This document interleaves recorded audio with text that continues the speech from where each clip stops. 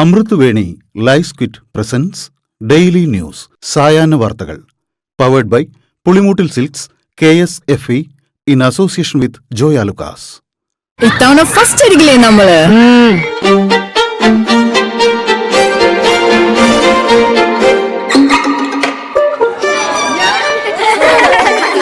കുട്ടികൾക്കൊക്കെ പെയിൻ ശല്യം ഉണ്ടാകും. അതുകൊണ്ട് ലൈസ് കിറ്റ് ഉപയോഗിച്ച് ക്ലാസ്സിൽ വരാൻ പ്രത്യേകം ശ്രദ്ധിക്കണം. ലൈസ് കിറ്റ് ലൈസ് റിമൂവർ പെയിൻ ശല്യത്തിൽ നിന്നും ഉടനടി ആശ്വാസം.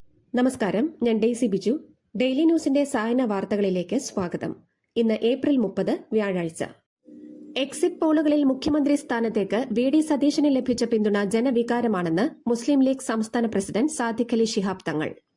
UDF ജനവികാരം പരിഗണിച്ച് തീരുമാനമെടുക്കുമെന്നും അദ്ദേഹം പറഞ്ഞു. മുഖ്യമന്ത്രി സ്ഥാനത്തേക്ക് ഏറെ യോഗ്യൻ പിണറായി തന്നെയെന്നാണ് എക്സിറ്റ് പോൾ ഫലങ്ങൾ പറയുന്നതെന്ന് CPM സംസ്ഥാന സെക്രട്ടറി MV ഗോവിന്ദൻ. സർക്കാർ വിരുദ്ധ വികാരമില്ലെന്ന് സർവേയിൽ തെളിഞ്ഞെന്നും LDFന് സാധ്യത ഉറപ്പിക്കുന്ന സർവേ ഫലമാണെന്നും ഗോവിന്ദൻ പറഞ്ഞു. ICSE 10ാം ക്ലാസ്, ISC 12ാം ക്ലാസ് പരീക്ഷാഫലം പ്രഖ്യാപിച്ചു. ICSE 10ാം ക്ലാസ്സിൽ 99.18%, ISC 12ാം ക്ലാസ്സിൽ 99.13% വിജയവുമാണ് ഉള്ളത്. തിരുവനന്തപുരം പോലീസ് ട്രെയിനിംഗ് കോളേജിലേക്കുള്ള ഡെപ്യൂട്ടേഷൻ പരീക്ഷാ പേപ്പർ ചോർന്നെന്ന് പോലീസുകാർ DGPക്ക് പരാതി നൽകി. 1ാം റാങ്ക് ലഭിച്ചയാൾക്ക് 2ാം റാങ്കുകാരനേക്കാൾ 20 മാർക്ക് കൂടുതൽ നൽകിയതായി കാണാം. ഇന്റർവ്യൂവിൽ പോലും താഴെ പോകാത്ത വിധം മാർക്ക് ദാനം നൽകിയെന്നും ആക്ഷേപമുണ്ട്. വിദ്വേഷ പ്രസംഗങ്ങൾ തടയാൻ പുതിയ നിയമത്തിന്റെ ആവശ്യമില്ലെന്ന് സുപ്രീംകോടതി. നിലവിലുള്ള നിയമങ്ങൾ തന്നെ പര്യാപ്തമാണെന്ന് കോടതി ചൂണ്ടിക്കാട്ടി. വിദ്വേഷ പ്രസംഗങ്ങൾക്കെതിരെ നിയമം വേണമെന്നാവശ്യപ്പെട്ടുള്ള നിരവധി ഹർജികളിൽ തീർപ്പ് കൽപ്പിക്കവെയാണ് കോടതിയുടെ ഈ നിരീക്ഷണം. UDF ഭരണം വന്നാൽ ലീഗ് ഭരിക്കുമെന്നാണ് മനസ്സിലാക്കേണ്ടതെന്ന് വെള്ളാപ്പള്ളി നടേശൻ. ചെറിയ ഭൂരിപക്ഷത്തിലെങ്കിലും പിണറായി സർക്കാർ വരുമെന്ന് പറഞ്ഞ വെള്ളാപ്പള്ളി ഒരുപക്ഷെ അത് തന്റെ ആഗ്രഹമായിരിക്കാമെന്നും കൂട്ടിച്ചേർത്തു. ബേപ്പൂരിൽ റിയാസ് വിജയിച്ചാൽ കോഴിക്കോട് അങ്ങാടിയിൽ മൊട്ടയടിച്ച കമ്മലിട്ട് നടക്കുമെന്ന് PV അൻവർ. മറിച്ച് സംഭവിച്ചാൽ റിയാസ് വെല്ലുവിളി ഏറ്റെടുക്കുമോയെന്നും അൻവർ ചോദിച്ചു.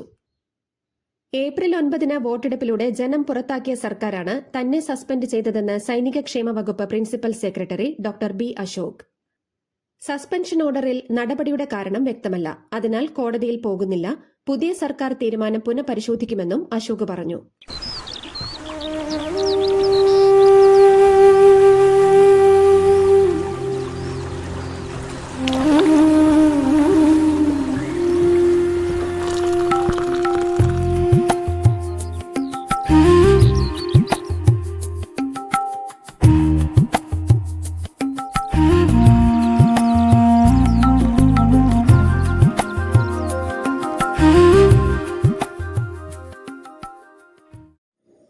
സുധാകരനെ മത്സരിപ്പിക്കരുതെന്ന KPCCയുടെ പേരിൽ പ്രചരിക്കപ്പെട്ട വ്യാജകത്ത് വ്യാജമാണെന്ന് അറിഞ്ഞിരുന്നില്ലെന്നും ഗ്രൂപ്പിൽ ലഭിച്ചത് ഫോർവേഡ് ചെയ്യുകയാണുണ്ടായതെന്നും സുധാകരന്റെ അനന്തരവൻ അജിത് കുമാർ. സുധാകരനെ മോശമാക്കാനാണ് തനിക്കെതിരെ വാർത്ത വരുന്നതെന്നും KS ബ്രിഗേഡ് എന്ന ഗ്രൂപ്പിൽ അജിത് കുമാർ പറഞ്ഞു.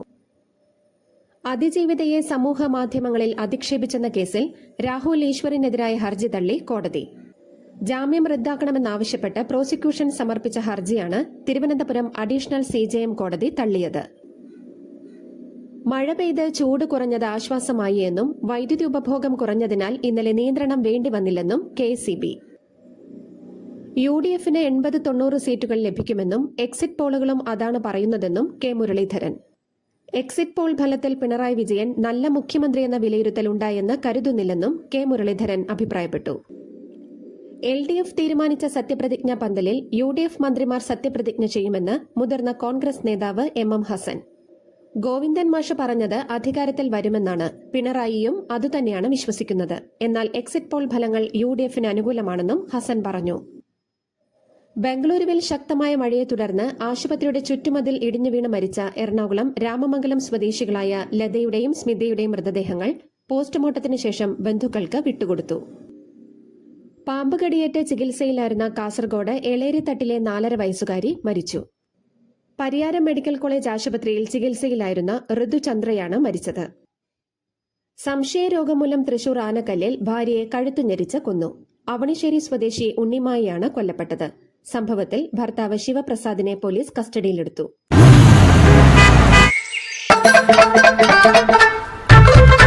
എല്ലാവർക്കും വന്നു ഡാൻഡ്രഫ് എന്തു ചെയ്യും ചേട്ടാ?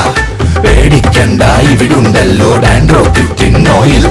ഉടനടി മാറും താരൻ, ഉപയോഗിക്കൂ വേഗം. Amritveni ഡാൻഡ്രോക്വിറ്റ്, the ultimate dandruff solution. നാളെ മുതൽ സിഗരറ്റ് വില വീണ്ടും വർദ്ധിക്കും. പ്രമുഖ സിഗരറ്റ് നിർമ്മാതാക്കളായ ITCയും ഗോഡ്ഫ്രെ ഫിലിപ്സും 17% വരെ വില വർദ്ധിപ്പിക്കുമെന്നാണ് റിപ്പോർട്ടുകൾ. ഫെബ്രുവരിയിൽ കേന്ദ്ര സർക്കാർ എക്സൈസ് ഡ്യൂട്ടി വർദ്ധിപ്പിച്ചതിനെ തുടർന്ന് സിഗരറ്റ് വില നേരത്തെ കൂട്ടിയിരുന്നു. ഡൽഹി മുംബൈ എക്സ്പ്രസ് വേയിൽ ഓടിക്കൊണ്ടിരുന്ന കാർ കത്തി 5 മരണം. മധ്യപ്രദേശിലെ ഷിയോപൂർ ജില്ലയിൽ നിന്നുള്ളവർ വൈഷ്ണോ ദേവി ക്ഷേത്ര തീർത്ഥാടനം കഴിഞ്ഞ് മടങ്ങവെ രാജസ്ഥാനിലെ അൽവാറിലാണ് അപകടമുണ്ടായത്. പശ്ചിമബംഗാൾ തിരഞ്ഞെടുപ്പിൽ തർക്കമുണ്ടായ ബൂത്തുകളിൽ മെയ് 2-നകം വോട്ടെടുപ്പ് നടക്കും.